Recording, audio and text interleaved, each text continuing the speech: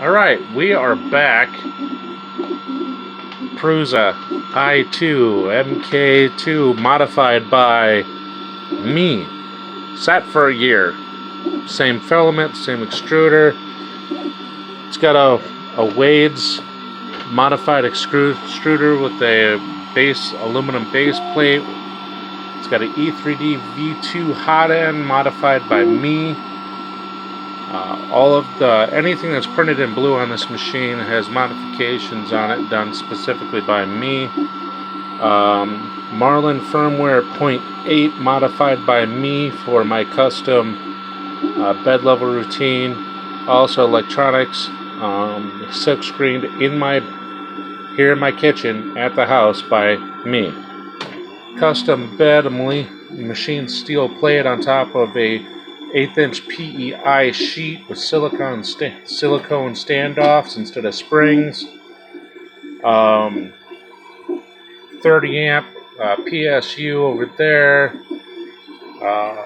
Completely custom setup for the extruder by me. Custom setup on the Z-axis. I downloaded this particular piece from a guy on Thingiverse. Thank you. I can't remember who you were.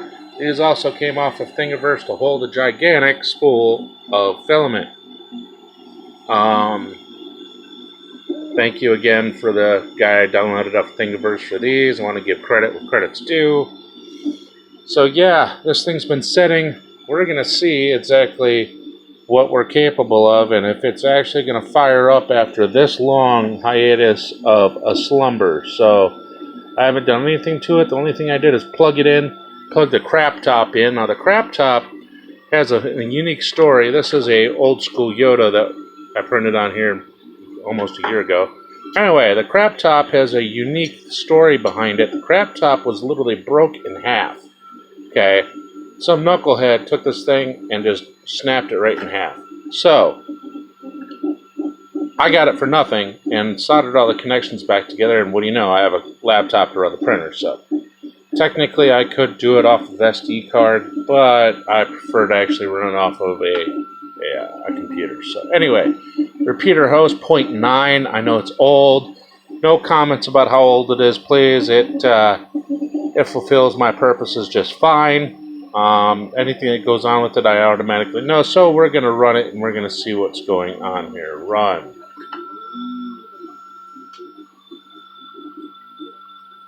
And as you can see, I have other extruders that I've messed with. That's a PG35L that I have the design for.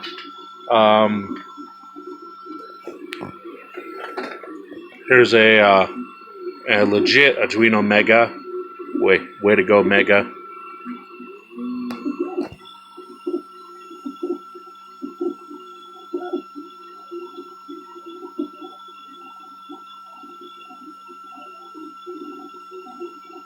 Waiting for the bed to come up to temperature. It's 89.8, so it's got to get up to, once it hits 90, it'll start. So it will start here. There it goes.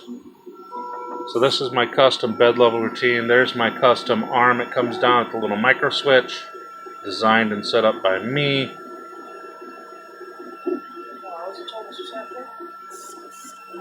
What?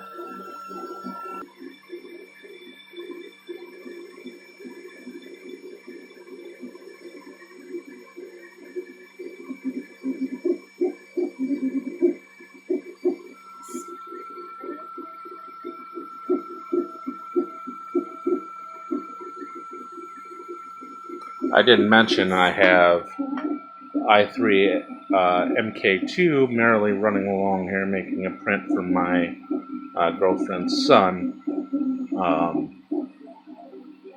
This has seen quite a few hours in the last days. Very reliable, no problems. Primarily a PLA machine, though. I can run ABS if I so choose. This, however, is my primary ABS machine. Very robust. 1/8" PEI sheet, more than enough at 90C to hang on to any kind of ABS I want to throw at it.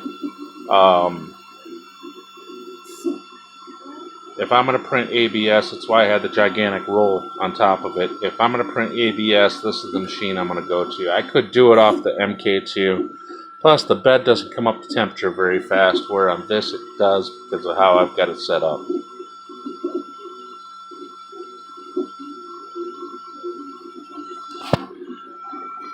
A little oozing out the nozzle here, which is completely normal.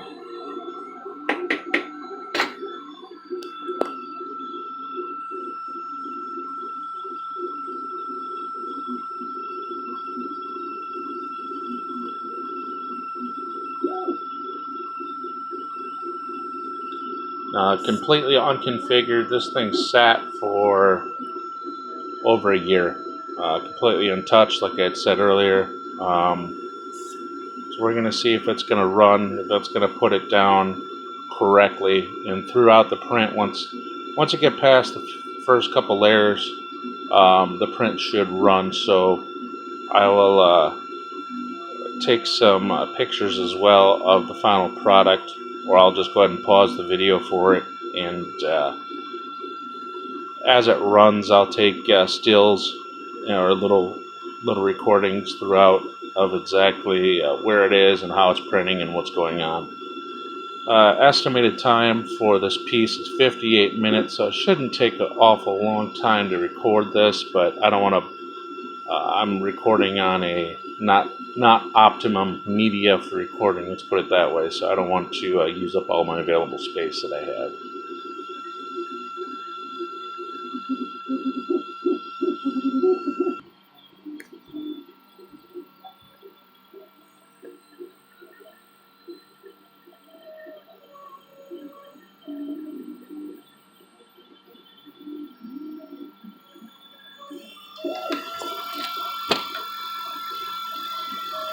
Well, it is printing. It is printing properly. The level height and so forth is correct.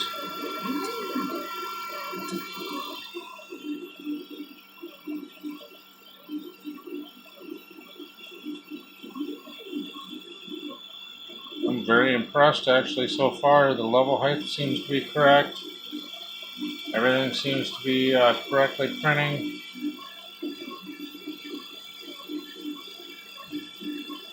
Static is more like it.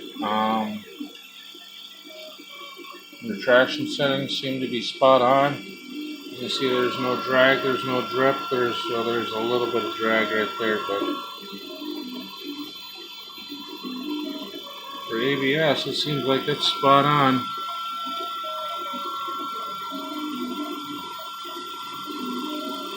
It's a good thing. The old girl is printing like she's supposed to. We'll see what she does, but so far, keep in mind this is straight on PEI. So this is just a 1/8 inch PEI sheet that is printing on, heated to 90 degrees C, that's it. Hot ends at 244, beds at 90, right on PEI. No coatings, no nothing, just directly right on the sheet. Cleaned with alcohol beforehand, that's it.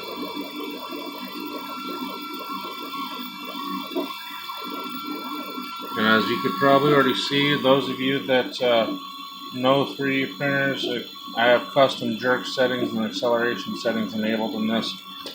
Because of the kind of printer it is, being a i2, I had to set up custom settings in the firmware itself to try to optimize the quality of the parts that I could get off the machine, because the frame has some inherencies in it that it's just not as stable as other designs. So as it prints, it'll print just as fast as something else, but to take into account the inherent design of the frame, I changed the acceleration settings, and especially going around corners and long stretches, it'll pick up and then decel on the other side before it makes a corner.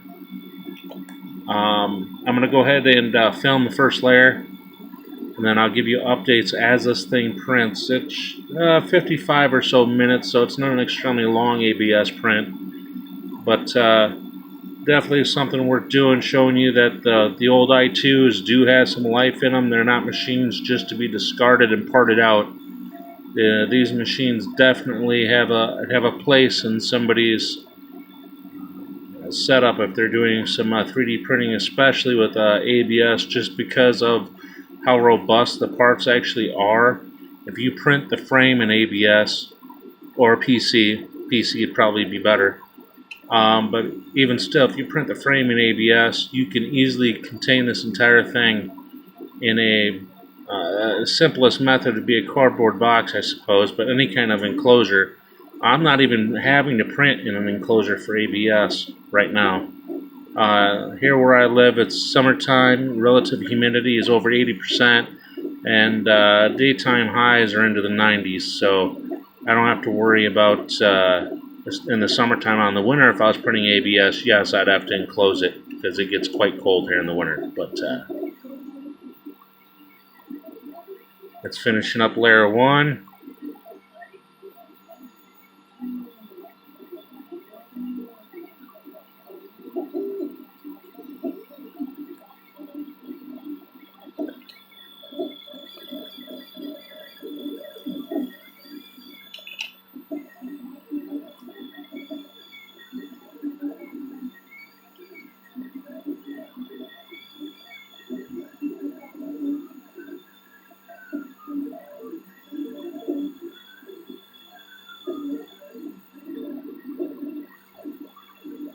And it is starting layer 2, so we will go from there, and we'll go ahead and pick this up.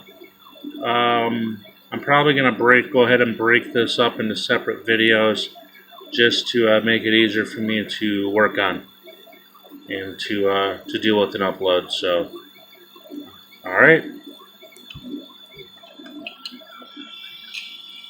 Old girl's still going strong after all these years.